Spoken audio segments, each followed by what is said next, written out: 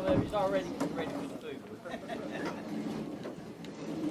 But you know, it didn't look anything like this. And Commissioner, if you remember every time this weekend you picked up the Robertsonia, you've seen a shooting or cutting or drug bust at Red Hill Apartments. Trash everywhere out here. I mean, it was nothing but a mess.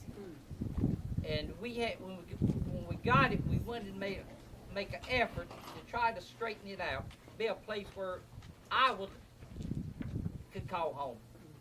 Because if I wouldn't want to live here, I wouldn't want my people to live here. You know, that make any sense?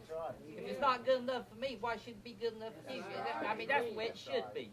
And by the way, we thank DSS for being out here today. I hope they're going to tell us something about our foster care program. Huh? Yeah, okay. We're trying to help DSS with our foster care, keep our babies together. But get back to these units here. We acquired these units here and the units up at Hope County, Hawkeye Sands, and another unit will be taking over another 90-some units over in Cumberland County called Eagles Nest. Now, it's about the same condition this is, so we're going to have a battle. But when we determined that what we wanted to do, we had to find somebody to do it. Somebody had to have a backbone. That's right. That's right. Somebody had to be able to say no. Somebody had to believe in there's no tolerance for drugs of any type. Somebody had to have the nerve enough to tell a tribal council member or me, my friends or my cousins got to leave from here. They're doing wrong. And that person, come to find out, happened to be a minister. Boy, that's an unusual combination, ain't it? But God sent him to us. And I tell you what, and then he got over here, and he got mixed up with a bunch of good working people to help him. A good staff, and that's why it takes everybody working together. And that's the reason we're standing here today, because of this man's effort. That's the reason these units has finally got heat and air in it. I had got sick of coming through here and seeing window units sticking in the windows. Don't make no sense to me. How come if I got a thermostat at my house, how come the 8 departments out here ain't got a thermostat? That's all I'm saying. And just like Kearney said, we've got to find some playground equipment for our babies to know where they're at, where they're safe at. But I'll be frank with you, the tribal council did a wonderful job of leading, and Tammy and Bosco trying to find the money to do what we've done out here. But the main reason we're here today is because of one man. And his dedication not only to this area, but to the Lumbee people. Man that's been called by God to be a minister. To be able to treat everybody the same way. I've just heard him and Curtis talk about somebody moving out here. Him and Curtis are just blown up at each other. Not mad, but they're just, you know, hey, Jimmy, this man weren't biking down in Curtis. They'll get it right, though. They'll get it right when the Curtis. Right. Oh, yeah. Anyway, but that's what it takes, everybody working together, trying to just do the right thing. And if you wouldn't mind, I want you to stand up and let's give a round of applause to Reverend Jimmy Hunt. Jim. Unity. It's good to see everybody here with you. Let me give you my job to give you just a little overview. Mr. Curtis and Mr. John Lowry, who was on the council before Mr. Charles came on, they came to me one time and wanted to know what they have to do about building a community building out here. You know, it always costs money.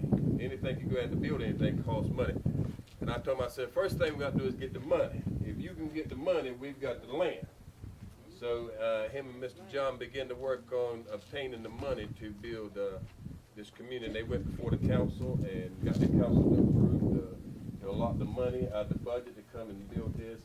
And certainly we give them credit because they had the desire and the drive to get it done and to deal with the other 18 council people to get them on their side. So we appreciate them. If it had not been for them, we wouldn't have been able to be standing out here dedicating this building. So again, we give them thanks for their effort in getting the money to build this place. We had 2 apartments up here. One was for the office and one we had the classroom. And again, we thank RCC for their dedication to the adult basic education. They provide the teachers and even they provide for the nursery. So those who have children that still wants to come and get their GED can come and bring them and they provide the nursery. So we'll be moving them out of there and moving them down here into this building to have the classroom down here. We've got it wired for internet, so it's internet accessible now, so they can get online and do things. So we're certainly glad to have that. Before I go any further, let me say to a special person that's not here today, forward to using this building for what it's for, so now the residents here can come and you don't have to be on the outside anymore if you have some kind of event going on in the family and stuff. We got a building that you can use, and the classroom, you can use that. So we're certainly proud of, again, what the Lumbee does, and this represents us. So now when folk ride by, they can say this is ours. That's right. And can be proud of it. So again, we thank you. Thank you. Who's got the camera? Got the, there it is, right there. We ain't going through this right with the picture tonight. Miss Letty, would you do the honors of opening our building for us? Amen.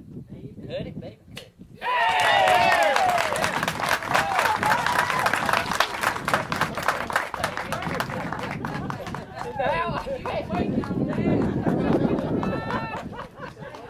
Where's the people from Fuller's? That was your key to getting food ready too, Paul. But again, we just want to thank the residents out here for, sometimes you have to give up a lot and bear with us to get some things done right. So I hope everybody can enjoy this building. Now, Jim. Yes, sir. You want to come up and lead the word of prayer for food?